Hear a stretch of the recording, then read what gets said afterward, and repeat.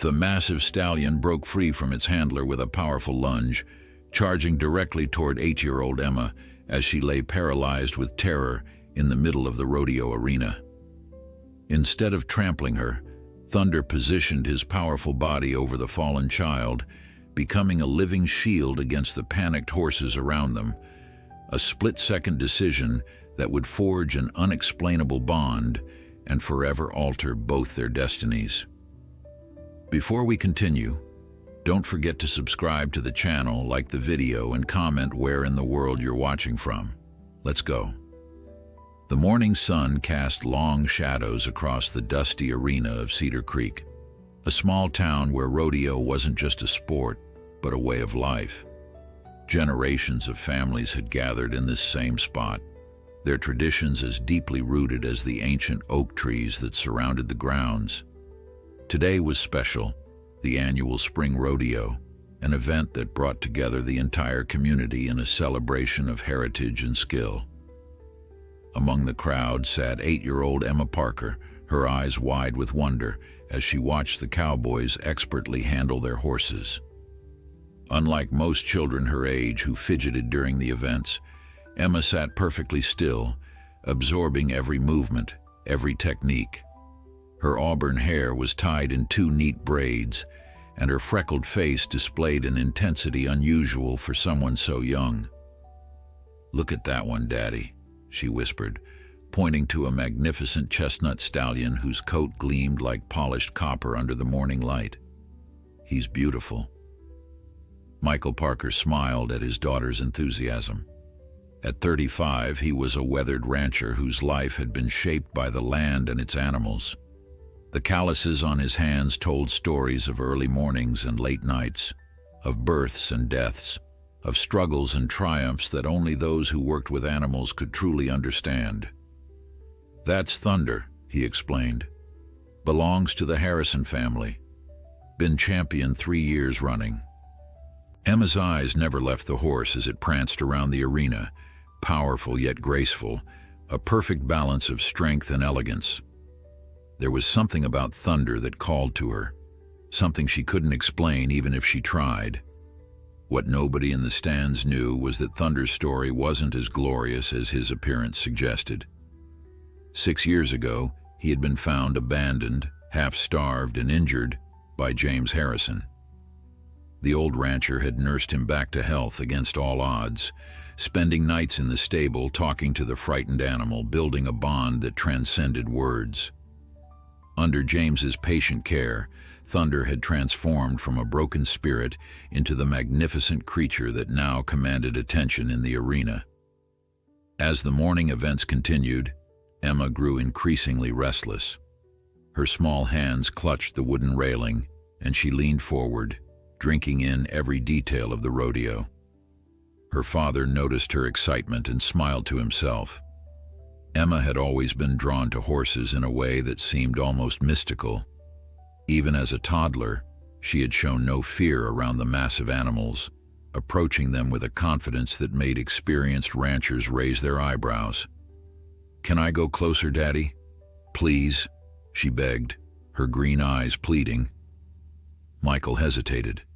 The arena was busy with preparations for the next event, riders and horses moving about in organized chaos. "It's not safe right now, sweetheart. Maybe later." Emma's disappointment was visible, but she nodded, turning her attention back to the arena where Thunder was being led away. The stallion's eyes, dark and intelligent, seemed to scan the crowd before he disappeared into the holding area. The announcer's voice boomed across the grounds, introducing the next event, barrel racing. The crowd cheered as riders entered the arena one by one, their horses executing tight turns around the barrels with precision born from countless hours of practice. Emma watched, entranced, imagining herself on one of those horses, feeling the wind against her face as she raced against the clock. During a brief intermission, Michael stood up. "I'm going to get us some drinks. Stay right here, Emma. Don't move." "I won't, Daddy," she promised, her eyes still fixed on the arena where workers were setting up for the next event. But as soon as her father disappeared into the crowd, Emma felt an irresistible pull. Thunder was visible again, being prepared for the upcoming event. Without fully realizing what she was doing, she slipped under the railing and made her way toward the edge of the arena. She just wanted to see him up close, maybe even touch him if she was lucky. The rodeo grounds were a flurry of activity. Cowboys checked their equipment, horses snorted and pawed at the ground, and officials hurried to keep everything on schedule. In this commotion, no one noticed a small girl with auburn braids making her way along the periphery of the arena. Emma approached the area where Thunder was tethered. The magnificent horse stood taller than she had imagined, his muscles rippling under his gleaming coat. He turned his head toward her as she approached, his ears pricking forward with curiosity. "Hi, Thunder," she whispered, extending her hand slowly as her father had taught her.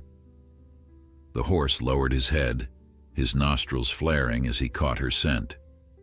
For a moment they stood like that, a massive stallion and a tiny girl, connected by something beyond understanding. Then chaos erupted. A nearby horse, spooked by a flapping banner, reared and broke free from its handler. People scattered, shouting warnings. In the confusion, Emma was knocked off her feet and fell into the center of the arena, directly in the path of several panicked horses. Time seemed to slow. Michael, returning with drinks, saw his daughter in the arena and dropped everything, his heart stopping as he realized he was too far away to reach her in time. The crowd gasped collectively, mothers covering their eyes, fathers rising to their feet in helpless horror. But Thunder reacted with astonishing speed. Breaking free from his tether with a powerful jerk, he galloped toward Emma, positioning himself between her and the oncoming horses. With his legs planted firmly on the ground, he stood as a living barrier, protecting the fallen child. The other horses, recognizing the dominant presence of the stallion, veered away, their panic subsiding under Thunder's steadfast calm. The arena fell silent as everyone watched in disbelief. Emma, trembling with fear, looked up to see Thunder standing over her, his large body shielding her from harm. The horse lowered his head, nudging her gently as if to ask if she was all right. "Thunder," she whispered, reaching up to touch his muzzle. By now, Michael had reached them, his face ashen with fear. "Emma. Oh God, Emma." He scooped her up in his arms, checking frantically for injuries. "I'm okay, Daddy," she assured him, her eyes never leaving Thunder. "He protected me." James Harrison arrived moments later, taking hold of Thunder's reins. The old rancher's eyes met Michael's, a silent understanding passing between them. They both knew they had witnessed something extraordinary, an act of protection that went beyond instinct. The crowd, recovering from the shock, began to applaud. What had started as a potential tragedy had transformed into a moment of wonder. Thunder, seeming to understand he had done something significant, stood tall, his eyes locked with Emma's. News of what happened spread quickly through the stands. "Did you see that? The horse saved her. He knew exactly what to do." The whispers grew into excited conversations as people tried to make sense of what they had witnessed. As Emma was carried back to safety, Thunder followed with his eyes, maintaining that mysterious connection that had formed in an instant of danger. It was a bond that transcended the usual relationship between human and animal, something deeper, more profound. Little did anyone know that this moment would change the lives of everyone involved, setting in motion a series of events that would reveal the true depth of the connection between a child and a horse who seemed destined to find each other. The events of that morning left the Cedar Creek community in a state of awe. As Emma was examined by the on-site medical team, a crowd gathered outside the first aid tent, their conversations filled with accounts of what they had witnessed. Many had recorded the incident on their phones, and the videos were already being shared, each viewing reinforcing the miraculous nature of Thunder's actions. Inside the tent, Emma sat on the examination table, her legs dangling as a paramedic checked her for injuries. Michael stood beside her, his face still pale from the scare, one hand firmly gripping his daughter's shoulder as if afraid she might vanish if he let go. "She's got some bruises and a scraped elbow, but nothing serious," the paramedic announced with a smile. "You're one lucky little lady, Emma." Emma, however, seemed unconcerned with her own condition. "Is Thunder okay? Can I see him?" Michael exchanged glances with the paramedic. His initial relief was now giving way to parental anger. "Emma, you could have been killed out there. What were you thinking? I told you to stay in your seat." Emma's eyes welled up with tears. "I'm sorry, Daddy. I just wanted to see Thunder up close. I didn't mean to scare you." Michael's expression softened. He couldn't stay angry, not after the terror of nearly losing her. He pulled her into a tight hug, breathing in the familiar scent of her hair. "I know, sweetheart. Just never do that again, okay?" Outside the tent, James Harrison waited with Thunder. The old rancher had been approached by numerous people wanting to pet the heroic horse, but he had politely kept them at bay. Thunder wasn't typically comfortable with strangers, which made his behavior toward Emma all the more puzzling. When Emma and Michael emerged from the tent, Thunder's ears perked up immediately. The horse took a step forward, straining against his lead rope. "Looks like he's checking on you," James said with a hint of wonder in his voice. In his 40 years of working with horses, he had never seen anything quite like this. Emma broke free from her father's grasp and approached Thunder, her movements slow and deliberate. Michael started to call her back but stopped himself, sensing something significant in the interaction. "Thank you for saving me," Emma said softly, reaching up to stroke Thunder's nose. The horse lowered his head, allowing her to touch him with a gentleness that belied his massive size. James observed the exchange with keen interest. "You know, in all the years I've had Thunder, I've never seen him take to someone like this, especially not a child." Michael nodded, watching the connection between his daughter and the horse with a mixture of fascination and lingering fear. "She's always had a way with animals. Gets it from her mother." His voice caught slightly on the last word. James didn't miss the emotional shift. "Your wife, she passed away 3 years ago. Cancer." Michael's reply was quiet, his eyes never leaving Emma. "Sarah was a veterinarian. Emma used to go on calls with her sometimes. She's been animal crazy since she could walk." James nodded thoughtfully. "I'm sorry for your loss." After a moment, he added, "You know, Thunder has a story too. Found him half dead by the side of the road 6 years ago. Someone had abandoned him after he got injured. Wasn't supposed to live, let alone become a champion." Michael looked at the horse with newfound respect. "Guess that makes 2 survivors." As they talked, the rodeo organizers approached, concern etched on their faces. The incident had disrupted the schedule, and there were discussions about whether to continue the events. But more than that, they were genuinely worried about Emma. "Is your daughter all right, Mr. Parker?" asked Diane Wilkins, the head organizer. "That was quite a scare." "She's fine thanks to this horse," Michael replied, gesturing toward Thunder. Diane looked at Thunder with admiration. "What he did was remarkable. We've been running this rodeo for 20 years and I've never seen anything like it. It's almost as if he knew exactly what to do." By now, a small crowd had gathered around them, all eager to hear more about the horse that had saved the little girl. Among them was a reporter from the local newspaper, notebook in hand, capturing details for what would undoubtedly be the front-page story the next day. "Mr. Harrison," the reporter called out, "would you say Thunder's behavior was instinctual, or is there something special about this horse?" James considered the question. "Horses are intuitive creatures, more so than most people realize. But what Thunder did today..." He paused, looking at the stallion, who was still focused entirely on Emma. "That goes beyond instinct. That's something I can't explain." As the day progressed, the rodeo resumed its schedule, but the mood had shifted. Every time Thunder entered the arena for his events, the crowd erupted in applause, and Emma cheered louder than anyone. The stallion performed magnificently, seeming to draw new energy from his young admirer. That evening, as the final events concluded and the crowds began to disperse, Emma found herself reluctant to leave.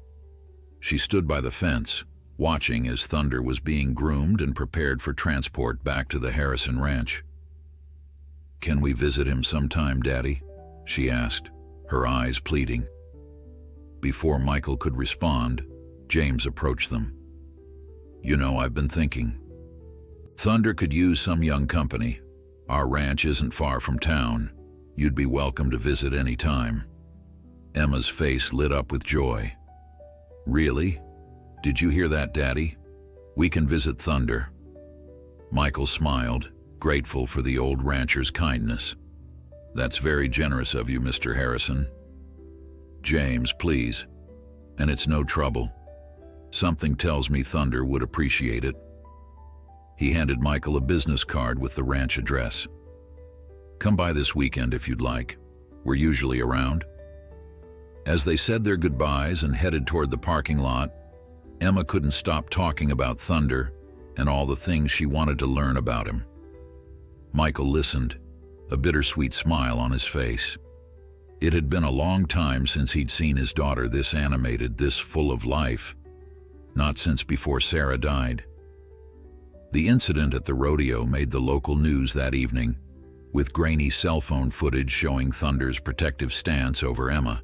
By morning, the story had been picked up by regional stations, and within days, it had gone viral online. People were captivated by the bond between the little girl and the horse who had saved her. What none of them knew was that this was just the beginning. The connection forged between Emma and Thunder that day would grow into something extraordinary, something that would challenge their understanding of the relationship between humans and animals and ultimately change the course of many lives in ways no one could have predicted. As Emma fell asleep that night, her dreams were filled with images of Thunder, running free across open fields, with her on his back, the wind whipping through her hair, carrying her towards something new and wonderful. The days following the rodeo seemed to drag endlessly for Emma. Each morning, she would ask her father if it was the weekend yet, counting down the hours until they could visit the Harrison Ranch. Michael watched his daughter's growing excitement with a mixture of joy and caution. He hadn't seen her this passionate about anything since before Sarah's passing, and while it warmed his heart, he worried about the intensity of her attachment to Thunder. By Saturday morning, Emma was up before dawn, her backpack already packed with carrots and apples she had carefully selected from the grocery store the day before. "Daddy, wake up!" she called, bouncing on the edge of his bed. "We're going to see Thunder today," Michael groaned, squinting at the clock. "Emma, it's 5:30 in the morning. The Harrisons aren't expecting us until 10. But Emma was undeterrable. "I need to get ready. What should I wear? Do you think Thunder will remember me?" With a resigned sigh, Michael sat up. "I'm sure he will, sweetheart. Why don't you help me make breakfast while we wait?" Their modest ranch-style home had been quieter since Sarah's death. The kitchen, once filled with her laughter and the aroma of Sunday pancakes, now often stood silent. Today, however, as Emma chatted excitedly about horses and what she hoped to learn from James, the space seemed to come alive again. By the time they pulled into the long driveway of the Harrison Ranch, Emma was practically bouncing in her seat. The property was impressive. Hundreds of acres of rolling pasture, split-rail fences lining the perimeter, and a large red barn standing proudly against the backdrop of distant mountains. James greeted them at the main house, a sturdy two-story structure with a wide porch. Despite his 70 years, he moved with the easy grace of someone who had spent a lifetime working outdoors.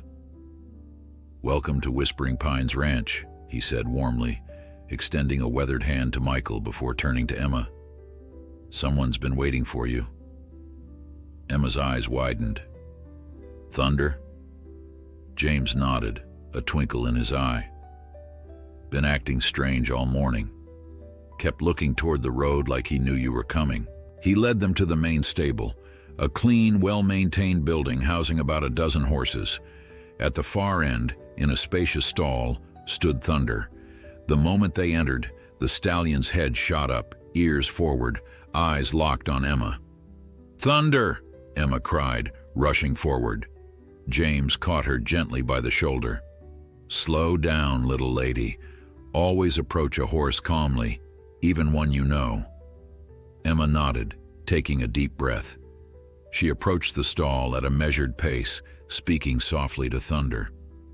The horse stretched his neck over the stall door, nickering softly, a sound that seemed reserved just for her. "He remembers me," Emma whispered, her face alight with wonder as she stroked his velvety nose. "I've never seen anything like it," James admitted to Michael. "Horses are smart animals, but this is something special." As they watched Emma with Thunder, James's daughter-in-law Lisa joined them. In her early 40s, she had the same weathered complexion as her father-in-law, testament to a life spent outdoors. "So this is the famous Emma," she said, smiling. "Thunder hasn't been the same since the rodeo. It's like he's been waiting for you." With James's permission, Lisa helped Emma groom Thunder, showing her how to use each brush and explaining the importance of this ritual in building trust between horse and human. Emma absorbed every word, her small hands working diligently under Lisa's guidance. "You're a natural," Lisa observed. "Most kids get bored after a few minutes, but you've got patience." Emma beamed at the compliment. "My mom taught me about animals. She was a vet, and she said the most important thing is to respect them and listen to what they're trying to tell you." Lisa exchanged a glance with Michael, who nodded slightly, acknowledging the mention of his late wife. "Your mom sounds like a wise woman," Lisa said gently, "and she'd be proud of how well you're doing with Thunder." After grooming, James suggested they take Thunder to the smaller training corral. "Would you like to see what he can do, Emma?" Emma nodded enthusiastically, and they walked together to the circular enclosure. James handed Thunder's lead rope to his son, Mark, who had joined them after finishing his morning chores. Mark, a champion rider in his own right, guided Thunder through a series of impressive maneuvers, tight circles, quick stops, and elegant sidesteps. Emma watched in awe, her eyes never leaving the magnificent horse. "He's so smart," she breathed. "One of the smartest I've ever trained," Mark agreed. "But it takes more than smarts to make a great horse. It takes heart, and Thunder has plenty of that." After the demonstration, Mark brought Thunder back to where Emma stood with her father. "Would you like to sit on him?" Emma's face lit up, but Michael stepped forward, concern evident in his expression. "I don't know if that's a good idea. She's never ridden before, and after what happened at the rodeo." Mark nodded understandingly. "We'd just be standing right here. I'll hold him the whole time, and you can stand next to her, but I understand if you're not comfortable." Michael hesitated, torn between caution and not wanting to dampen his daughter's joy. Emma looked up at him, her green eyes pleading silently. "Please, Daddy. I'll be super careful." After a moment's deliberation, Michael relented. "Okay, but just for a minute and you hold on tight." With careful instructions from Mark, Emma was lifted onto Thunder's bare back. The horse stood perfectly still, as if understanding the precious cargo he now carried. Emma's face was a portrait of pure happiness as she sat atop the horse that had saved her life.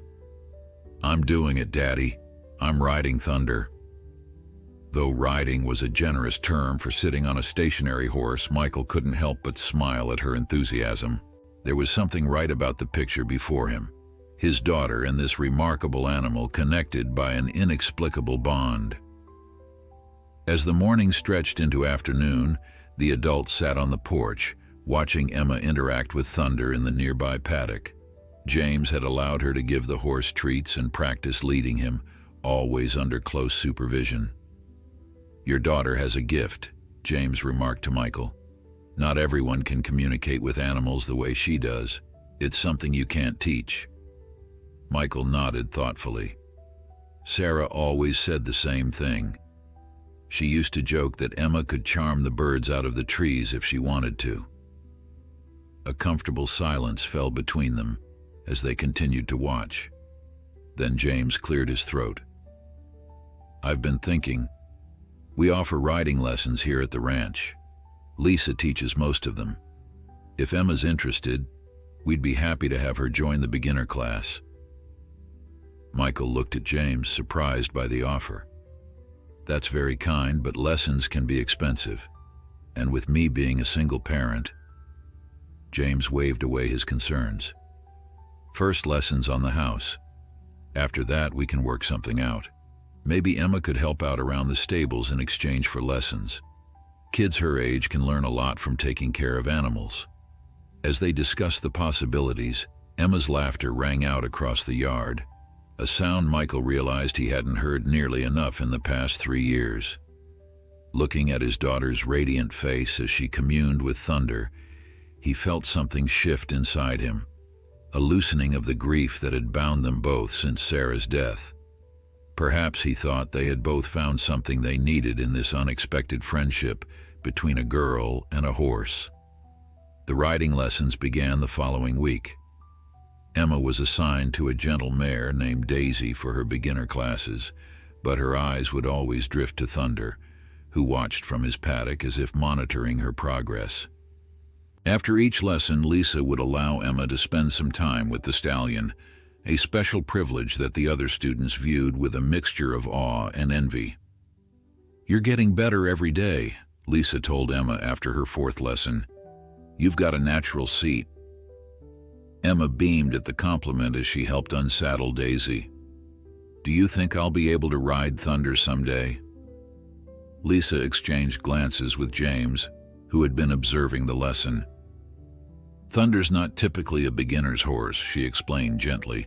"He's trained for competition and can be quite spirited." Emma's face fell slightly, but she nodded in understanding. "I'll keep practicing with Daisy. She's a good teacher." As autumn painted the landscape in vibrant hues of red and gold, Emma's progress accelerated. She absorbed every lesson with remarkable focus, practicing her posture, learning to communicate with subtle shifts of weight and gentle pressure from her legs. Michael would watch from the fence, amazed at his daughter's dedication. "She's determined, that one," James commented one Saturday as they observed Emma trotting Daisy around the arena. "Reminds me of myself at that age." Michael smiled. "She gets that from her mother. Once Sarah set her mind to something, there was no stopping her." The mention of Sarah had become easier over the weeks. Something about the ranch, with its rhythm of life and death, growth and rest, had begun to heal the raw edges of Michael's grief. He found himself sharing stories about his late wife with James and Lisa, recounting her passion for animals, her dedication to her patients, her infectious laugh. Emma, too, seemed more willing to talk about her mother. One evening, as Michael tucked her into bed, she said, "Mom would have loved Thunder, wouldn't she?" Michael nodded, smoothing her hair away from her forehead. "She would have been fascinated by him, probably would have written a paper about your connection with him." Emma was quiet for a moment, then said, "Sometimes when I'm with Thunder, it feels like Mom is there too. Is that weird?" Michael's throat tightened with emotion. "No, sweetheart. That's not weird at all." As Emma's 8th week of lessons approached, Lisa pulled Michael aside after a session. "Emma's progressing faster than any student I've ever taught," she said. "She's ready to move up to the intermediate class." Michael watched his daughter as she meticulously groomed Daisy, talking softly to the mare. "She'll be thrilled." "There's something else," Lisa continued, lowering her voice. "James and I have been discussing it, and we think, well, We think she might be ready to try riding Thunder." Michael's eyebrows shot up. "Thunder? But you said he wasn't a beginner's horse." "He's not," Lisa acknowledged. "But Emma's not exactly a typical beginner anymore, and there's something about those two." She trailed off, looking toward the paddock where Thunder stood watching Emma, as he always did during her lessons. "I can't explain it, but they seem to understand each other on a level I've never seen before." The idea made Michael nervous, but he couldn't deny the special bond between his daughter and the stallion. After discussing the safety precautions that would be in place, he reluctantly agreed to let Emma try. When they told her, Emma's reaction was surprisingly subdued. Instead of the excited outburst Michael expected, she simply nodded, a determined look in her eyes. "I've been waiting for this," she said with a maturity beyond her years. The following Saturday dawned clear and cold, the kind of autumn morning where frost crunched underfoot and breath fogged in the air. The entire Harrison family had gathered for Emma's first ride on Thunder. James, Lisa, Mark, and even Mark's teenage son Tyler, who had taken a break from his video games to witness the event. Emma approached Thunder's stall with measured steps, her small frame erect with purpose. The stallion nickered softly in greeting, extending his nose toward her. "Good morning, Thunder," she said quietly. "Today's our big day." Mark helped Emma prepare Thunder, explaining each step as they went. Unlike Daisy, who wore a simple Western saddle for lessons, Thunder would be ridden with minimal equipment, just a lightweight saddle pad and a special bridle designed for advanced riding. "Remember," Mark instructed, "Thunder is sensitive. He'll respond to the slightest cue, so stay relaxed and think about what you want him to do before you ask." Emma nodded, absorbing every word. Michael watched from the side, his heart in his throat. Despite all the assurances of safety, he couldn't shake the image of his little girl falling from such a powerful animal. When Thunder was ready, Mark led him to the mounting block in the center of the arena. Emma took a deep breath, placed her foot in Mark's cupped hands, and was lifted gently onto Thunder's back. The moment she settled into position, something remarkable happened. Thunder, who had been somewhat restless during preparation, became completely still. His ears, which had been flicking back and forth, now focused forward, as if listening intently to Emma's thoughts. "Okay, Emma," Lisa called from the center of the arena. "Just sit quietly for a minute. Let both of you get used to this." Emma nodded, her face a mask of concentration. She closed her eyes briefly, her small hands resting lightly on Thunder's mane. The horse remained motionless beneath her, a statue of muscle and power temporarily stilled. Then, without any visible cue from Emma, Thunder began to walk forward, his gait smooth and measured. Lisa looked startled but quickly recovered, moving alongside them. "Did you ask him to walk, Emma?" she asked. Emma shook her head, a small smile playing on her lips. "I just thought about it, and he knew. The adults exchanged glances of amazement as Thunder continued his circuit of the arena, responding to Emma's subtle shifts of weight and invisible cues. It was as if the two were engaged in a silent conversation, a dance choreographed by mutual understanding rather than command and response. Michael felt a lump form in his throat as he watched his daughter and Thunder move in perfect harmony. He thought of Sarah, of how she would have been both scientifically fascinated and maternally proud of this moment. For the first time since her death, the thought brought more warmth than pain. After 15 minutes of basic walking and gentle turns, Lisa signaled that the lesson should end. "That's enough for today. Always best to end on a positive note." But as Mark approached to help Emma dismount, Thunder suddenly veered away, heading toward Michael at the fence. The horse stopped directly in front of him, Emma still perched on his back, now at eye level with her father. "Look, Daddy," she said, her face glowing with a joy he hadn't seen in years. "I'm riding Thunder, really riding him." Michael reached out to touch her hand, his vision blurring with unexpected tears. "You sure are, sweetheart. Your mom would be so proud." In that moment, as sunlight streamed through the autumn leaves and glinted off Thunder's chestnut coat, Michael felt the presence of something larger than himself, a sense of rightness, of healing, of life continuing despite loss. His daughter had found her path forward, guided by an extraordinary horse who had somehow known exactly what she needed. And perhaps, Michael thought, Thunder was helping him find his way too. News of Emma and Thunder's extraordinary connection spread quickly through Cedar Creek.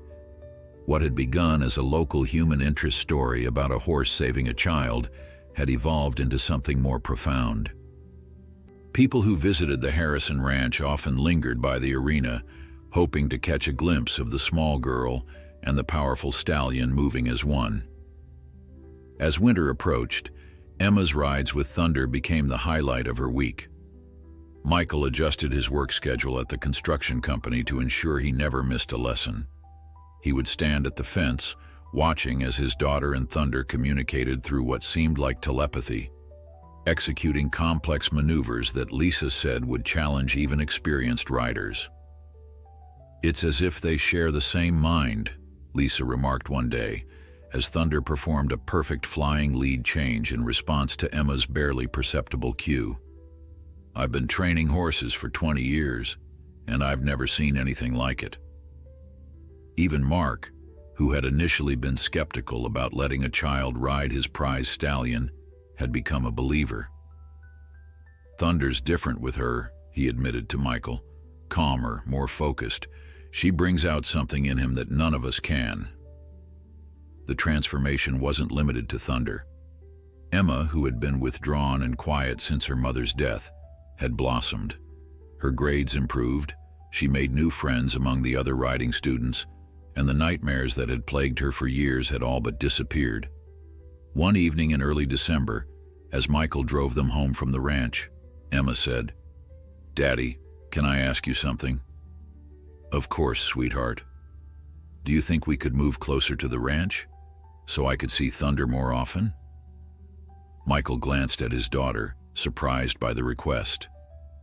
"That's a big change, Emma. Our house, your school, my job." "I know," she said, looking down at her hands. "It's just that Thunder needs me, and I need him." The simple honesty of her statement touched Michael deeply. He reached over and squeezed her hand. "Let me think about it, okay? Moving is complicated, but I understand why it's important to you." That night, after Emma was asleep, Michael sat at the kitchen table with a cup of coffee, thinking about his daughter's request. Their current house was filled with memories of Sarah, her garden in the backyard, the wall where they had marked Emma's height each birthday, the kitchen where she had taught their daughter to bake cookies. The thought of leaving these tangible connections to his late wife created a hollow feeling in his chest. Yet, watching Emma with Thunder had shown him that healing could take unexpected forms. Perhaps a fresh start would be good for both of them. He made a mental note to look into housing options closer to the Harrison Ranch. The next Saturday, they arrived at the ranch to find an unusual buzz of activity. Several expensive cars were parked in the driveway, and unfamiliar voices drifted from the main barn. "What's going on?" Emma asked as they approached. Lisa met them at the entrance, her expression a mixture of excitement and concern. "We have some visitors, representatives from the National Equestrian Foundation." Someone showed them the videos of Emma and Thunder that Tyler posted online, and they're interested in the phenomenon, as they're calling it. Michael frowned. "Videos? What videos?" Lisa sighed. "Tyler's been recording Emma's sessions and sharing them on social media. I didn't think much of it. Lots of kids do that these days, but apparently they've gotten quite a lot of attention." Before Michael could respond, a well-dressed woman approached them, hand extended. "You must be Mr. Parker. I'm Dr. Eleanor Reynolds, Director of Research for the NEF, and this must be the remarkable Emma I've been hearing so much about. Emma instinctively moved closer to her father, suddenly shy in the presence of strangers. Michael placed a protective hand on her shoulder. I wasn't aware my daughter was being recorded or that those recordings were being shared publicly. Dr. Reynolds seemed to sense his discomfort. I understand your concern, Mr. Parker. If it helps, the videos have been received very positively. What Emma and Thunder are doing is quite extraordinary from a scientific perspective. That's why we're here, to understand it better. James Harrison joined them, looking somewhat uncomfortable in a pressed shirt, rather than his usual flannel. Michael, Emma, I hope you don't mind the company today. Dr. Reynolds and her colleagues have some interesting proposals. Over the next hour, as Emma went ahead with her regular grooming routine under Lisa's supervision, the adults discussed the Foundation's interest. Dr. Reynolds explained that they wanted to conduct a series of tests to document and analyze the unusual bond between Emma and Thunder. Nothing invasive, she assured Michael. Simple exercises to measure responsiveness, connection, perhaps some brain activity monitoring. The results could advance our understanding of human-equine relationships significantly. Michael listened politely but with growing unease. And what would be the purpose of these tests?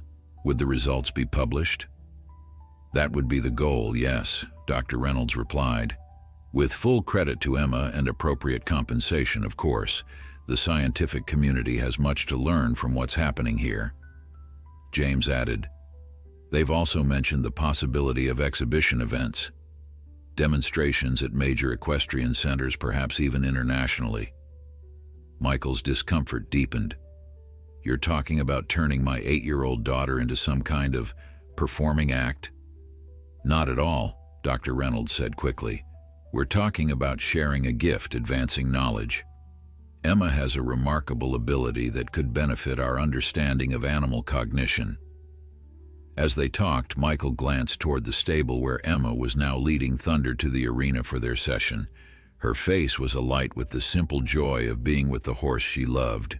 There was nothing scientific or performative about it, just a pure connection between two beings. I appreciate your interest, Michael said finally, but I'm not sure this is right for Emma. She's still young, and this relationship with Thunder is personal to her. I don't want to turn it into a circus. Dr. Reynolds looked disappointed but nodded understandingly. Of course. Take some time to think about it. Here's my card. Please call me if you reconsider. We're prepared to be very accommodating. As the researchers observed Emma's session from a distance, Michael watched his daughter guide Thunder through their usual routine. The stallion responded to her with the same extraordinary sensitivity as always, but there was a new tension in the air. The presence of strangers with clipboards and cameras had changed something subtle but significant. After the lesson, as Emma cooled Thunder down with a gentle walk around the perimeter of the arena, James approached Michael again. I should have consulted you before inviting them, he admitted. But they're offering substantial funding for the ranch if we participate in their research program. Times have been tough, and this could make a real difference. Michael understood the economic realities of running a ranch, but his priority had to be Emma's well-being. I need to think about what's best for my daughter, he said. This is all happening very fast. As they prepared to leave that day, Emma seemed subdued. Those people were watching me the whole time, she said as they drove home. Thunder didn't like it. He was nervous. Michael glanced at his daughter, impressed by her perceptiveness. How could you tell? I just knew, she replied simply. The same way I know when he's happy or tired. We understand each other. Her words reinforced Michael's instinct to protect this special bond from becoming a spectacle or a science project. But as they turned onto their street, he wondered if he was making the right choice. The opportunities Dr. Reynolds had described could open doors for Emma's future. Educational opportunities, recognition, perhaps even a career path. That night, Michael found himself once again at the kitchen table, this time with Dr. Reynolds' business card in his hand, facing a decision that could alter the course of his daughter's life. Michael's decision was made for him sooner than expected. The following morning, he woke to the insistent ringing of his phone. It was James Harrison, his voice uncharacteristically agitated. "Michael, I'm sorry to call so early, but we've got a situation here. Those researchers left yesterday, but they came back this morning with a formal proposal for the ranch. They're offering a substantial sum, enough to save us from foreclosure. But there's a catch." Michael sat up, instantly alert. "What kind of catch?" "They want exclusive access to Thunder for their studies. They're proposing to lease him for 6 months, with Emma participating in weekly sessions at their research facility in Colorado." "Colorado?" Michael's stomach clenched. "That's 3 states away." "I know. I told them it was excessive, but they're insistent. The thing is, Michael," James's voice faltered, "we're in real financial trouble here. The drought last year hit us hard, and the bank's been patient, but we're running out of options." Michael ran a hand through his hair, his mind racing. "What does this mean for Emma's lessons?" "That's why I'm calling. Before I give them an answer, I wanted to talk to you and Emma. Thunder's not just my horse anymore. He's formed a bond with your daughter that deserves respect." After promising to bring Emma to the ranch that afternoon, Michael hung up, his thoughts in turmoil. He had always known that Thunder legally belonged to the Harrisons, but emotionally, the line of ownership had blurred. The thought of the stallion being taken to a research facility, with Emma permitted only limited supervised access, felt deeply wrong. When Michael explained the situation to Emma over breakfast, her reaction was immediate and visceral. Her face paled, and her hands trembled as she set down her spoon. "They can't take Thunder away," she whispered, her voice small but firm. "He won't understand. He'll think I abandoned him." Michael reached across the table to take her hand. "I know this is hard, sweetheart, but the ranch is in financial trouble, and this money could help the Harrisons keep their home and all their horses." Emma's green eyes, so like her mother's, filled with tears. "Can't we help them? Could we buy Thunder?" The question caught Michael off guard. He had considered it briefly the night before, running the numbers in his head. As a construction foreman, his salary was steady but modest. Thunder was worth tens of thousands of dollars, money he simply didn't have. "I don't think that's possible, Emma. Horses like Thunder are very expensive." "What about Mom's savings? The money for my college?" Michael winced. Sarah had indeed left a college fund for Emma, and there was also the life insurance money, most of which he had put aside for their future. Using it to buy a horse seemed financially irresponsible, yet the desperation in his daughter's eyes made him hesitate. "Let's talk to the Harrisons first," he said finally. "See what they're thinking before we make any decisions." The atmosphere at the ranch that afternoon was tense. Dr. Reynolds and 2 colleagues had returned, and they were in deep conversation with James and Mark in the office. Lisa met Michael and Emma at the entrance, her expression troubled. "Thunder's been agitated all day," she said, leading them toward the stable.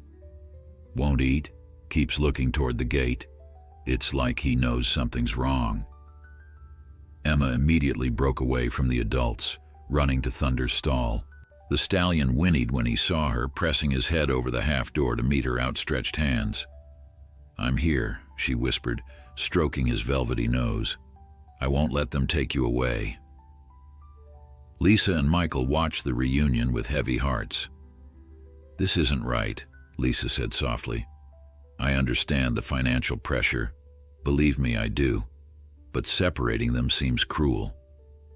Before Michael could respond, the office door opened and the adults emerged. Dr. Reynolds spotted Emma with Thunder and approached, her professional smile firmly in place. "Hello again, Emma. I see you've reunited with your friend. He's quite extraordinary, isn't he? Emma didn't answer. Her arms protectively around Thunder's neck, Dr. Reynolds continued, undeterred. I was just telling your grandfather about our research facility. It's a beautiful place in the mountains, with large paddocks and the best care money can buy. Thunder would be treated like royalty. He's not my grandfather, Emma said quietly, and Thunder doesn't care about fancy paddocks. He cares about being home.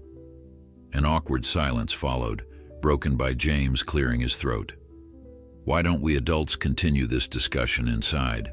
Emma can stay with Thunder for now. In the Harrisons' kitchen, the conversation quickly turned to business. Dr. Reynolds laid out the terms of their proposal: a 6-month lease of Thunder, with an option to extend if the research proved fruitful. Emma would be flown to Colorado twice a month for supervised sessions, all expenses paid. The foundation would provide a stipend for her participation and credit in any published research. The financial compensation is quite generous, Dr. Reynolds emphasized, sliding a document across the table to James. Enough to clear your outstanding loans and provide operating capital for the coming year. Michael watched as James studied the figure, his weathered face betraying nothing. Finally, the old rancher looked up, his eyes moving from Dr. Reynolds to Michael. What do you think, Michael? You've become part of this too. Michael chose his words carefully. I appreciate the opportunity you're offering Emma, Dr. Reynolds, but I have serious concerns about separating her from Thunder, especially to a facility so far away. Their connection is delicate. I'm not convinced it would survive under laboratory conditions. Dr. Reynolds leaned forward. Mr. Parker, I understand your reservations, but consider the bigger picture. The research we could conduct might help us understand animal cognition in ways that could benefit countless horses and their human partners. Plus, the educational opportunities for Emma would be substantial. Mark, who had been silent until now, spoke up. Dad, I know we need the money, but there must be another way. Thunder's been in our family for years. He's not just an asset we can lease out. The tension in the room was palpable as James weighed his options. Michael could see the burden of responsibility heavy on the old rancher's shoulders, responsibility to his family, to the ranch, to the animals that depended on him. Outside, through the kitchen window, they could see Emma with Thunder. She had led him to the small paddock adjacent to the stable and was sitting on the fence, the stallion's head resting against her leg. Even from a distance, the bond between them was visible, a quiet, profound connection that transcended ordinary understanding. James followed Michael's gaze, watching the pair for a long moment. Then, with a deep sigh, he turned back to Dr. Reynolds. I appreciate your offer, Doctor. It's generous, and God knows we could use the money, but I can't do it. Some things are worth more than financial security. Dr. Reynolds frowned. Mr. Harrison, I urge you to reconsider. This opportunity won't come again. I've made my decision, James said firmly. Thunder stays here with Emma. As relief washed over Michael, he realized that the battle might be won, but the war was far from over. The financial problems facing the ranch remained, and with them, the uncertainty of Thunder's future, and by extension, Emma's happiness. The days following Dr. Reynolds' departure were filled with a mixture of relief and mounting concern. While Thunder remained at the ranch, the financial cloud hanging over the Harrisons grew darker. Michael noticed the strain on James's face, the way the old rancher would stare out across his property with a faraway look, as if already saying goodbye. After Emma's riding session one Saturday in mid-December, Michael stayed behind while his daughter helped Lisa with the younger students. He found James in the tack room, methodically cleaning saddles that already gleamed with care. How bad is it, James? Michael asked without preamble. James's hands stilled on the leather. Bad enough we've got until the end of January to make a payment or the bank starts foreclosure proceedings. He sighed, the weight of generations seeming to press on his shoulders. This land has been in my family for almost a century. My grandfather built that house with his own hands. The thought of losing it all. Michael leaned against the doorframe, mind racing. There must be alternatives. Have you considered selling some of the land? Or maybe a partial ownership arrangement with an investor? Been exploring every avenue, James replied, resuming his work on the saddle. Problem is, most investors want to develop the land, turn it into vacation homes or a resort. Wouldn't be a working ranch anymore. He shook his head. And selling horses isn't an option either. Market's flooded right now. Prices are down. We'd get a fraction of what they're worth. An idea that had been forming in Michael's mind for days now crystallized. What about a partnership? Not with a corporation, but with someone who cares about keeping the ranch intact. James looked up, curiosity in his weathered face. You know someone? Me, Michael said simply. I've been thinking about Emma's request to move closer to the ranch. What if we did more than that? What if we invested in the ranch itself?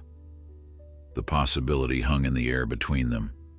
James set down the saddle, giving Michael his full attention. That's a serious proposition. Are you sure you want to take on something like this? Michael wasn't sure, not entirely. But watching Emma flourish over the past months, seeing how the ranch environment had begun to heal both of them, had shifted his perspective. I have some savings, Sarah's life insurance money, plus what we put aside for Emma's education. It might not cover everything, but it could help with the immediate crisis while we figure out a longer-term solution. And what would you want in return? James asked, though his tone suggested he already knew. A stake in the ranch, a say in its future, and Michael hesitated, then committed to the thought that had been growing in his mind. Thunder, not to take him away, but to secure Emma's relationship with him, no matter what happens. James nodded slowly, considering. You're talking about uprooting your life, becoming a rancher. It's not an easy existence, Michael. Long hours, unpredictable income, constant challenges from weather to market prices. I know it won't be easy, Michael acknowledged. But I've spent the last 3 years just going through the motions, keeping things together for Emma's sake. For the first time since Sarah died, I feel like we might have found a path forward, something meaningful for both of us. A silence fell between them, broken only by the distant sounds of children's laughter from the arena where Emma was helping with the lesson. Finally, James extended his hand. Let's talk details. If we're going to do this, we need to do it right. Over the next week, Michael and James spent hours poring over the ranch's financial records, consulting with lawyers and financial advisors. The picture that emerged was challenging, but not hopeless. With Michael's investment and some strategic changes to the ranch's operations, they could stabilize the situation and build toward a sustainable future. When they finally presented the plan to Emma, her reaction was everything Michael had hoped for. Her eyes widened in disbelief, then filled with tears of joy. We're going to live at the ranch with Thunder forever? That's the plan, sweetheart, Michael confirmed, his heart swelling at her happiness. We'll sell our house and move into the guest cabin until we can build something more permanent. I'll be learning the ranch business from James, and you'll continue your lessons with Lisa. Emma threw her arms around her father, holding him with all the strength her small body could muster. Thank you, Daddy. Thank you, thank you, thank you. The Harrisons welcomed the plan with equal enthusiasm. Lisa immediately began making space in the guest cabin, while Mark expressed relief that the family legacy would continue. Even Tyler, usually absorbed in his digital world, showed interest in teaching Emma about the ranch's social media presence. As Christmas approached, the ranch transformed. Holiday decorations appeared in the main house and stables, and a massive pine tree dominated the living room, adorned with ornaments that told the story of generations of Harrisons. Michael and Emma were invited to help decorate, an inclusion that signified their changing status from visitors to family. On Christmas Eve, they gathered for a celebratory dinner. The table groaned under the weight of Lisa's cooking: a golden turkey, mountains of mashed potatoes, fresh rolls, and 3 different pies. Before they ate, James asked everyone to join hands for a blessing. "Lord," he began, his voice steady despite the emotion Michael could see in his eyes, "we thank you for your abundance in our lives, for bringing us together as a family, both old members and new." He squeezed Emma's small hand in his large, weathered one. "We thank you for second chances and new beginnings, for showing us that sometimes the answer to our prayers comes in unexpected forms." Around the table, heads were bowed, but Michael caught the glimmer of tears in Lisa's eyes, the proud set of Mark's shoulders, the rare solemnity on Tyler's young face. They were united in gratitude, in hope, in the knowledge that together they had found a way forward. After dinner, Emma insisted on visiting Thunder despite the cold. Michael accompanied her to the stable where the horses stood contentedly in their stalls, extra hay provided as a holiday treat. Thunder nickered softly when he saw them, extending his nose for Emma's customary greeting.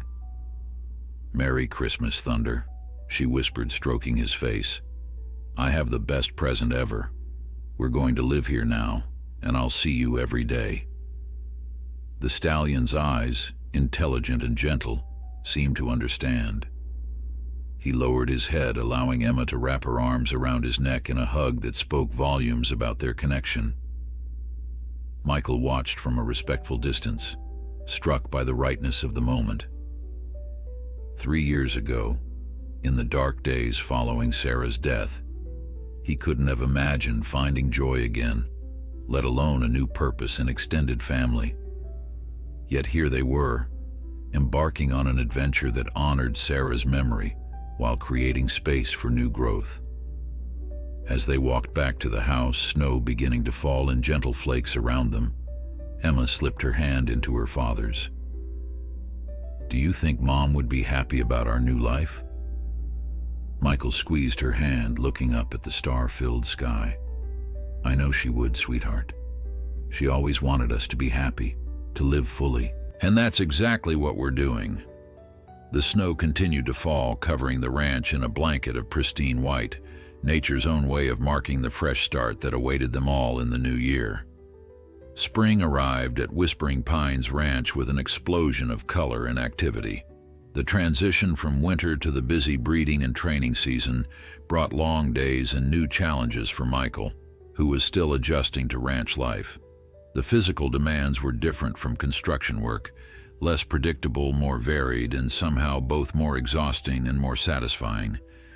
Every muscle in his body ached as he collapsed into bed each night, but the exhaustion was clean, honest, the kind that came from working outdoors with animals that depended on him.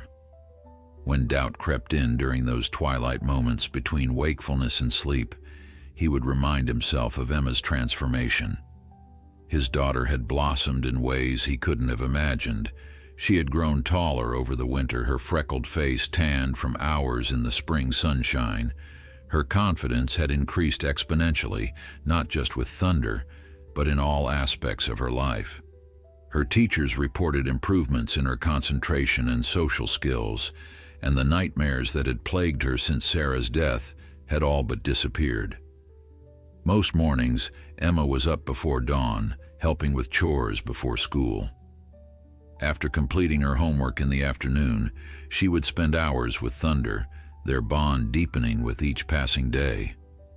Under Lisa's watchful guidance, Emma's riding skills had progressed to a level that astounded everyone who saw them together. "She rides like she was born in the saddle," James commented one evening as they watched Emma and Thunder in the arena, executing a complex dressage pattern that Lisa had taught them. Natural talent, of course, but it's more than that. It's like they share one mind. Michael nodded, pride swelling in his chest. Sarah would say it's because Emma doesn't try to dominate or control. She approaches Thunder as an equal, a partner. Smart woman, your wife, James said, a hint of wistfulness in his voice. She'd be proud of both of you, making this change. Takes courage to start over. The conversation was interrupted by the arrival of Mark's truck, dust billowing behind it as it raced up the driveway. Mark jumped out, excitement evident in his usually composed demeanor. "Dad, Michael, you won't believe who just called." He joined them at the fence, slightly out of breath.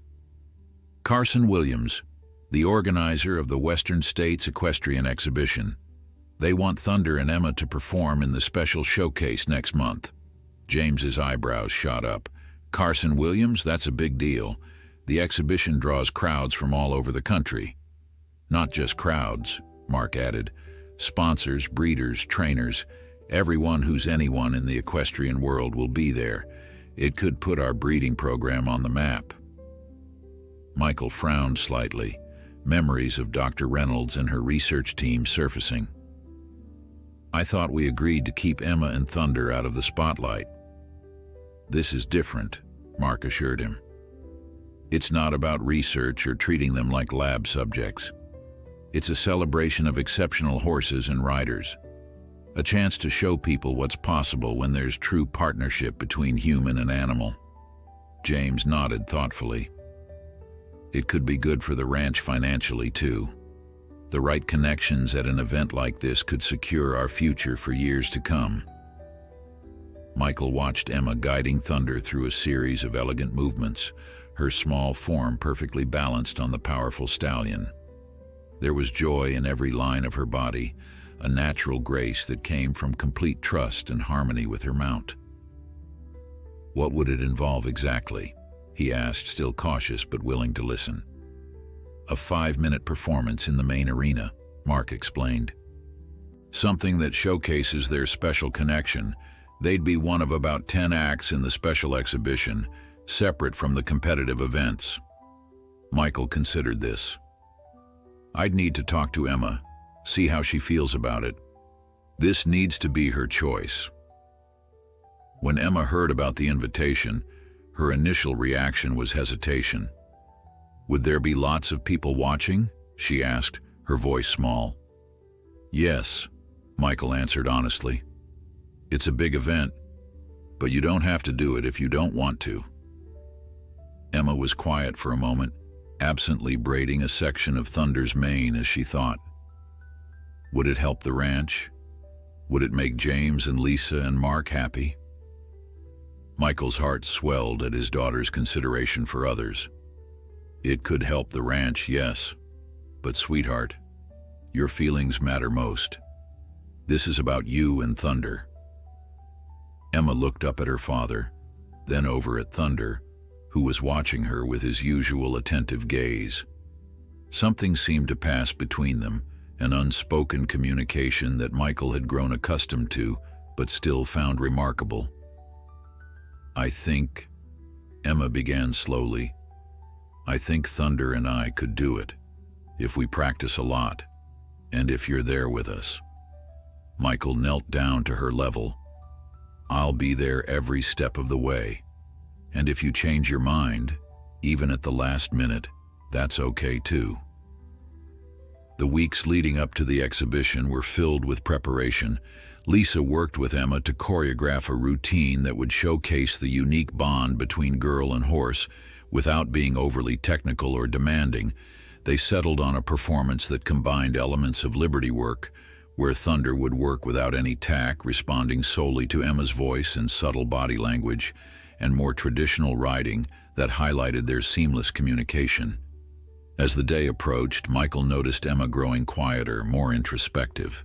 The night before they were due to leave for Sacramento, where the exhibition was being held, he found her sitting on the porch of their cabin, staring up at the stars. "Nervous about tomorrow?" he asked, settling beside her. Emma nodded.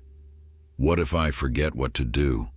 What if Thunder gets scared with all those people? Michael put his arm around her shoulders. Then we adapt. The wonderful thing about you and Thunder is that you don't need a memorized routine. You understand each other. Trust that connection. Emma leaned against him, drawing comfort from his presence. I wish Mom could see us. The words, spoken so simply, pierced Michael's heart. I think she can, in her own way, he said softly. And she'd be amazed at what you've accomplished. They sat in companionable silence for a while, until Emma spoke again. I had a dream about Mom last night. Oh? What happened in the dream? She was standing in the arena watching me ride Thunder. She looked happy and she was clapping. And then she said something. Michael swallowed against the tightness in his throat. What did she say? She said, "You found your path, Emma. Now show the world what love can do." Emma looked up at her father, her eyes shining in the moonlight. Do you think that was really her, trying to tell me something? Michael pulled her closer, his heart full. I think your mom is always with you in your heart, and I think she'd be so proud of the brave, compassionate person you're becoming. As they sat together under the vast canopy of stars, Michael felt a profound sense of peace. Tomorrow would bring new challenges, the first public display of the extraordinary bond between Emma and Thunder. But whatever happened at the exhibition, they had already achieved something remarkable. They had built a new life from the ashes of grief, finding purpose and joy in unexpected places. And in that moment, Michael was certain that Sarah was indeed watching over them, guiding their journey with the same love that had defined her life. The Western States Equestrian Exhibition was even larger than Michael had imagined. The sprawling fairgrounds in Sacramento buzzed with activity, horses and riders everywhere, vendors selling everything from custom saddles to gourmet treats for equine athletes, and thousands of spectators moving between the multiple arenas where events were taking place simultaneously. They had arrived the previous evening, Thunder traveling in the Harrison's horse trailer, alongside two other horses from the ranch that Mark was entering in competitive events. The stallion had handled the journey well, but Emma had insisted on sleeping in the temporary stables, wanting to ensure Thunder felt secure in the unfamiliar environment. Michael had compromised, setting up chairs outside Thunder's stall and staying with Emma until she fell asleep, then carrying her back to their hotel room. Now, as morning broke over the exhibition grounds, they were back, Emma wide-eyed but determined as she took in the scale of the event. There are so many people, she whispered, gripping Michael's hand tightly. Remember what we talked about, he said gently. When you're in the arena with Thunder, it's just the two of you. The audience disappears. Emma nodded, though uncertainty still lingered in her eyes. Lisa joined them, clipboard in hand, her usual calm demeanor, a steadying presence. We're scheduled for 2 o'clock in the main arena, she informed them. That gives us plenty of time for a light practice session in the warm-up ring and a good rest for Thunder before the performance.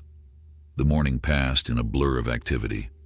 Emma and Thunder had a smooth practice session, running through elements of their routine while Lisa offered quiet encouragement. James and Mark were busy with the competitive events, but they promised to be back for Emma's showcase performance. As 2 o'clock approached, the butterflies in Michael's stomach multiplied. He helped Emma into her outfit, a simple but elegant ensemble of dark jeans, a white blouse, and a turquoise vest that complemented the leather and silver medallion they had braided into Thunder's mane. The stallion himself had been groomed to perfection, his chestnut coat gleaming like polished copper in the afternoon sun. You look beautiful, sweetheart, Michael said as Emma mounted Thunder for their final preparations. Both of you do. Emma managed to smile, though her nervousness was palpable. What if I mess up, Daddy? Then you keep going, he told her. Remember, this isn't a competition. It's a celebration of what you and Thunder can do together.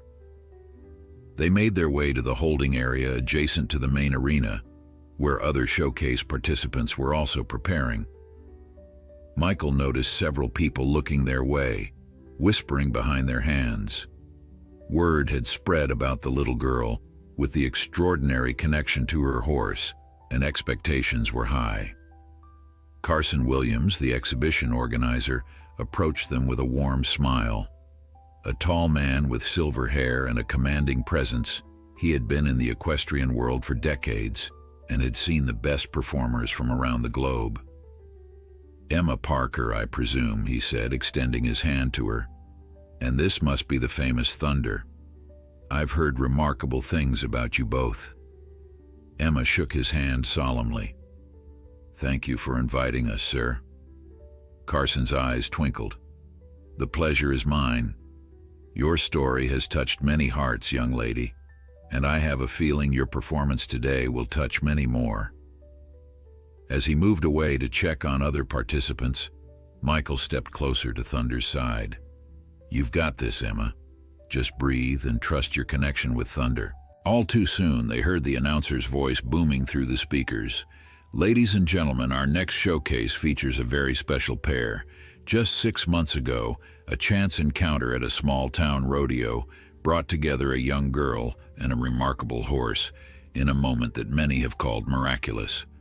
Today, 8-year-old Emma Parker and Thunder will demonstrate the extraordinary bond that has developed between them. Please welcome Emma and Thunder to the arena." The crowd's applause washed over them as Emma guided Thunder forward. Michael watched from the entrance, his heart in his throat, as his daughter rode into the enormous arena. From his vantage point, she looked so small atop the powerful stallion, facing the sea of faces in the packed stands. For a moment, Emma sat motionless at the center of the arena, her eyes closed. Michael recognized her centering ritual, the way she always took a moment to connect with Thunder before they began. Then, with a barely perceptible cue, she asked Thunder to move forward. What followed left the audience breathless. Moving as one entity, Emma and Thunder began their dance, Thunder responding to invisible cues, Emma seeming to anticipate his every movement before it happened. The stallion moved in perfect circles, executed flawless transitions between gaits, and performed maneuvers that would challenge even experienced dressage competitors, all while Emma maintained an expression of serene concentration. Halfway through the routine, Emma slid gracefully from Thunder's back, landing lightly on her feet. Without hesitation, she removed his bridle entirely, leaving the stallion completely free. The crowd murmured in surprise. Liberty work of this kind was usually performed in enclosed spaces, not open arenas, and rarely by children. But Thunder remained focused solely on Emma as she stepped away from him. With subtle gestures and quiet words that didn't carry to the audience, she guided him through a series of movements, rearing, bowing, spinning in place, that demonstrated their extraordinary communication. In the final segment of their performance, Emma stood at the center of the arena, eyes closed, arms outstretched. Thunder circled her at a canter, gradually spiraling closer until he stopped directly behind her, lowering his head to rest it gently on her shoulder in a tableau of perfect trust and harmony. The silence that had fallen over the arena erupted into thunderous applause. Emma's eyes opened, seeming surprised to find herself back in reality, surrounded by thousands of cheering spectators. With a radiant smile, she took hold of Thunder's mane and bowed alongside him, acknowledging the standing ovation they were receiving. As they exited the arena, Michael waited with tears streaming unashamedly down his face. He lifted Emma from Thunder's back and into a fierce hug. "You were magnificent," he whispered into her hair. "Both of you. I am so proud." Emma was glowing, the nervousness of earlier completely gone. "It felt like flying, Daddy, like Thunder and I were the only ones in the world." The aftermath of their performance was a whirlwind. Carson Williams approached, visibly moved, to congratulate them. James and Mark, who had watched from the stands, were surrounded by people asking about Thunder's breeding and training. Lisa fielded questions from other trainers, explaining what they had witnessed was not the result of conventional methods, but something altogether more extraordinary. In the midst of the excitement, a distinguished-looking man in an expensive suit made his way to Michael. "Mr. Parker, I'm Jonathan Fitzgerald, Director of the International Equine Communication Study at Stanford University. What your daughter and Thunder demonstrated today is unprecedented in our field. I'd like to discuss a potential research partnership, one that would keep them together on your terms while advancing our understanding of human-equine relationships." Before Michael could respond, Emma, who had been listening intently, spoke up. "Would it help other horses and children learn to understand each other better?" Fitzgerald smiled, clearly charmed by her directness. "That's precisely our goal, young lady." Emma looked up at her father, then back at Fitzgerald. "Then I think we should talk about it, but first Thunder needs his dinner and extra carrots. He worked really hard today." 5 years had passed since that transformative day at the Western States Equestrian Exhibition. The video of Emma and Thunder's performance had gone viral, touching hearts around the world. Their story had been featured in magazines, documentaries, and even inspired a children's book series about a girl and her extraordinary horse. Whispering Pines Ranch had flourished. The partnership with Jonathan Fitzgerald's research program had brought not only funding, but international recognition. What began as a struggling family operation had evolved into a thriving center for equine-assisted therapy and education, with a special focus on children facing emotional challenges.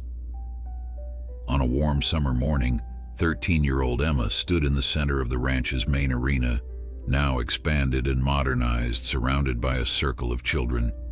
At 15 hands high, Thunder remained an impressive figure, his chestnut coat still gleaming, though a few gray hairs now peppered his muzzle.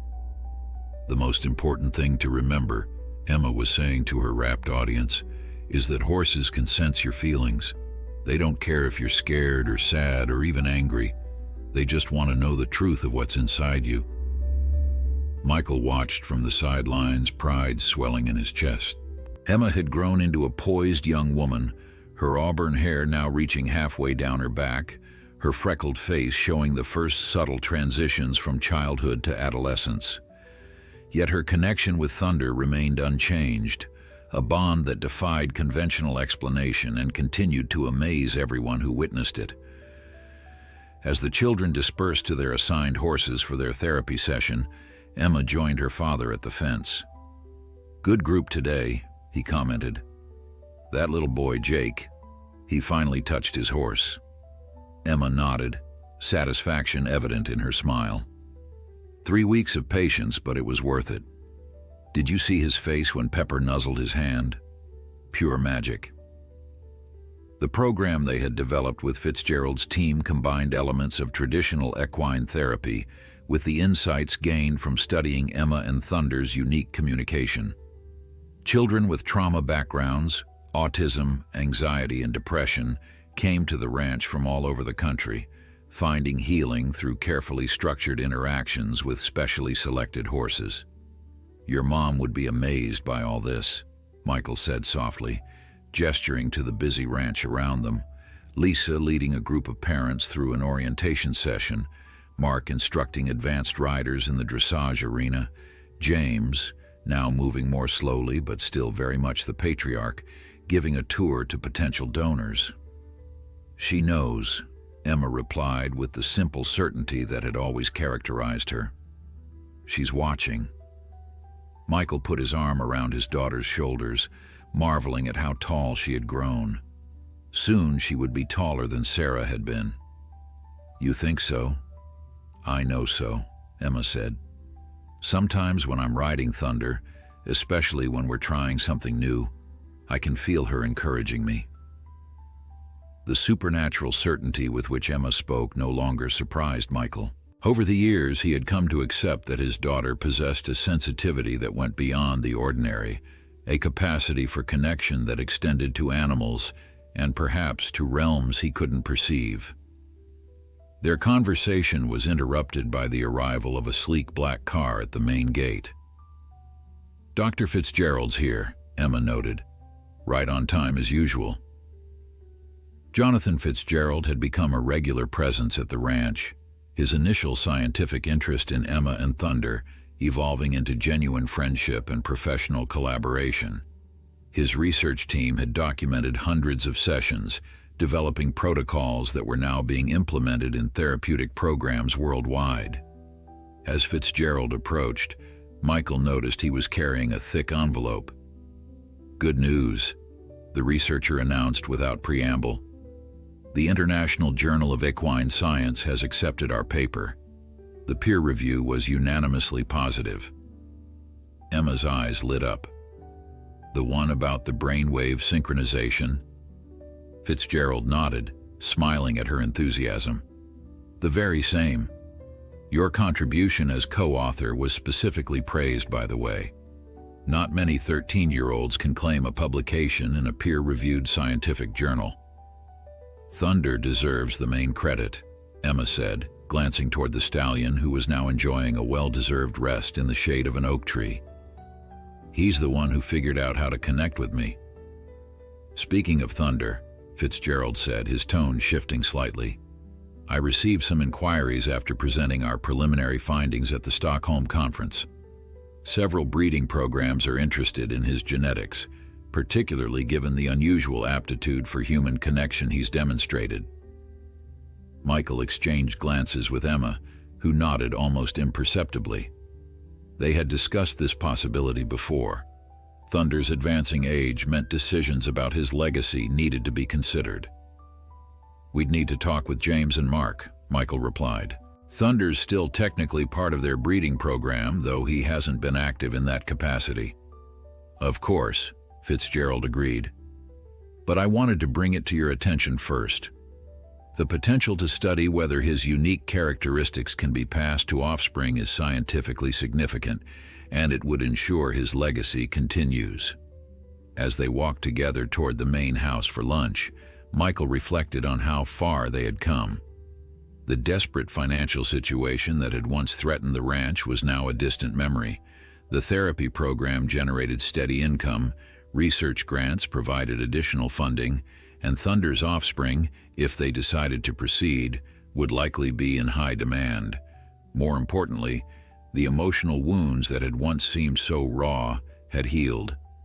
Emma spoke of her mother easily now, incorporating Sarah's memory into the fabric of their daily lives. Michael had found purpose in managing the ranch's operations, using his construction background to oversee expansions and improvements. And over time, his friendship with Lisa had deepened into something more, bringing unexpected joy to both their lives. That evening, as the summer sun cast long shadows across the paddocks, Michael found Emma in her favorite spot, sitting on the top rail of Thunder's private pasture, the stallion grazing peacefully nearby. It was a scene he had witnessed countless times over the years, a moment of quiet communion between girl and horse that never failed to move him. "Penny for your thoughts," he said, leaning against the fence beside her. Emma smiled down at him. "I was just thinking about the day Thunder saved me at the rodeo, how scared I was when I fell, and then suddenly he was there, standing over me like a guardian angel." "The moment that changed everything," Michael agreed. "Do you ever wonder what would have happened if he hadn't been there that day? If he hadn't broken free to protect me?" Michael considered the question. "I think about it sometimes, but then I remember something your mom used to say, that the most important moments in our lives often look like accidents to everyone else, but they're really appointments we were always meant to keep." Emma nodded, her eyes on Thunder, who had raised his head at the sound of their voices, ears pricked forward attentively. "That's exactly what it was, an appointment. Thunder and I were always meant to find each other." As if in agreement, the stallion approached, resting his head against Emma's leg in the gesture that had become so familiar over the years. She stroked his forehead, the touch conveying a lifetime of trust and understanding. You know what else Mom used to say? Michael said softly. That love is the most powerful force in the universe, that it transcends time and space and even death. She was right, Emma replied, her voice sure and clear in the gathering dusk. Love does transcend everything, and sometimes it comes with 4 legs and a mane. Michael laughed, his heart full. That it does, sweetheart. That it does.